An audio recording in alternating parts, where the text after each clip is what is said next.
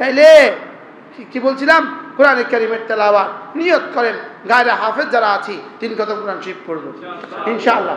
এবার যারা হাফেজও নন, আপনি কোরআন শরীফও পড়তে পারেন না, আপনি কি করবেন? আপনি একটা নিয়ত করেন না, দিনে 100 বার, রাতে 100 বার সূরা ইখলাস পড়েন।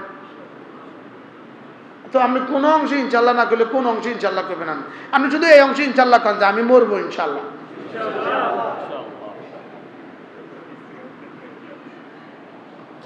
বুঝতে পারলাম না? আপনি যদি এক অংশের মধ্যে তো শিওর নিশ্চিত, কোনটা এটা? হ্যাঁ, বলে আমি শুধু মরবো, এই ব্যাপারে হুজুর আপনার সাথে আমি একমত, আর এত কিছু পারতাম না। কি আল্লাহ, তাহলে কি করবো ইনশাআল্লাহ? 3 খতম। কয় খতম? আবার বলেন। কারা কারা 3 খতম পড়বেন হাত তোলেন, যারা পড়বেন তারা বলেন। মাশাআল্লাহ, আল্লাহ কবুল করেন। লাভে লোহার বোঝা ভয়। আমি যেহেতু কইলাম এর আমি কেরা তো পারবো, আমি কোত্থেকে পারবো? আমি তো 1 খতম পড়তে আমার 12টা বাজে, কারণ 24 ঘন্টা আমার মেহমান, আমি কি করবো? 24 ঘন্টা আমার মেহমান, আমি কি করবো? আমি কি করতাম? আমি তো কিছু পারতেছি না কিছু করতে। তো কোনো রকমে আপনাদেরকে কইয়া মইয়া যদি আমার কিছু থাকে, কিন্তু তোলা যদি কি বলাব আছে, তাহলে পড়বো তো ইনশাআল্লাহ। মা বোনরা যারা এই বয়ান সারা পৃথিবী থেকে যারা শুনছেন, প্রত্যেকেই নিয়ত করেন রমজান মাসে তেলাওয়াত বাড়াবো ইনশাআল্লাহ। আল্লাহ তৌফিক দান করেন। হ্যাঁ, তেলাওয়াত বাড়াবো। হ্যাঁ, 10 বার সুবহানাল্লাহ পড়ার টাইম নেই রমজান মাসে। শুধু ব্যবসায়ী নেই, ব্যবসায়ীর আব্বা এই জেলার সবচেয়ে বড় ব্যবসায়ী, আলহামদুলিল্লাহ। লক্ষ্মীপুর জেলার সবচেয়ে বড় ব্যবসায়ী। আমার মনে হয় নোয়াখালীর মিলাই দিলে নোয়াখালীর মধ্যে উনি 1 নম্বর হয়েছেন, ফেনীরে মিলাই দিলেও 1 নম্বর হয়েছেন, আলহামদুলিল্লাহ। এই ব্যস্ত সময়ের মধ্য থেকেও আপনাদেরকে সময় দিচ্ছেন। রামগঞ্জ থেকে আসছে, আলহামদুলিল্লাহ। ওনার এখনকার ব্যস্ততার হালত হলো প্রতিদিন কত ট্রাক খেজুর ঢুকে আর বাইরে আল্লাহ ছাড়া কেউ জানে না। আর উনি এখন আপনাদের স্থায়ী মজলিসে এসে হাজির, লেকিন এই বাঞ্ছানগরের মাদ্রাসা 50 গজের মধ্যেও আছে, ওনার আসার সৌভাগ্য হয় নাই। বাস্তব না বাস্তব? হ্যাঁ, যে চিনে সে কিনে, বলেন, যে চিনে সে কিনে। হ্যাঁ, তাহলে কি জানি বলছিলাম? তেলাওয়াত। কি বলছি? তেলাওয়াত। যদি তেলাওয়াত না পড়েন তাহলে 100 বার সূরা ইখলাস। বিসমিল্লাহির রহমানির রহিম। কুল হুয়াল্লাহু আহাদ আল্লাহুস সামাদ লাম ইয়ালিদ ওয়া লাম ইউলাদ ওয়া লাম ইয়াকুল লাহু কুফুয়ান আহাদ। এভাবে পড়তে থাকবেন, পড়তে থাকবেন, পড়তে থাকবেন। মা বোনরা রান্না করতে করতে সূরা ইখলাস পড়তে থাকবেন, পড়তে থাকবেন, পড়তে থাকবেন। সুবহানাল্লাহ। হ্যাঁ, আলহামদুলিল্লাহ। সূরা ইখলাসের সাথে আমার হৃদয়ের ভালোবাসা হয়ে গেছে। সূরা ইখলাসের কথা বলতে বলতে আমার হৃদয়ে কি হয়ে গেছে? আলহামদুলিল্লাহ, এটা ভালোবাসা হয়ে গেছে। ইন্না হুব্বাকা ইয়াহা তুদখিলুকাল জান্নাহ। আল্লাহর নবী সাহাবীকে বললেন, সূরা ইখলাসের ভালোবাসা তোমাকে জান্নাত পর্যন্ত পৌঁছিয়ে দিবে। সুবহানাল্লাহ।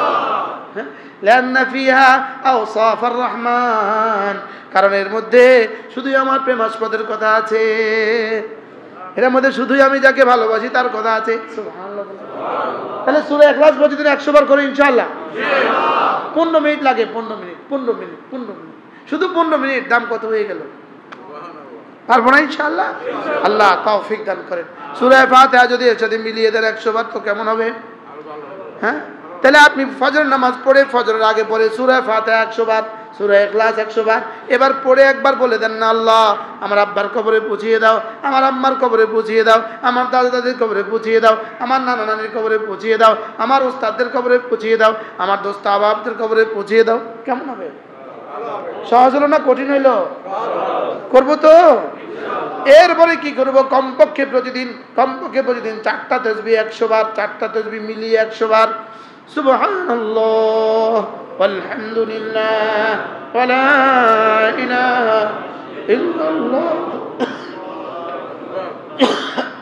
আল্লাহু আকবার। সুবহানাল্লাহ ওয়ালহামদুলিল্লাহ ওয়া লা ইলাহা ইল্লাল্লাহ আল্লাহু আকবার।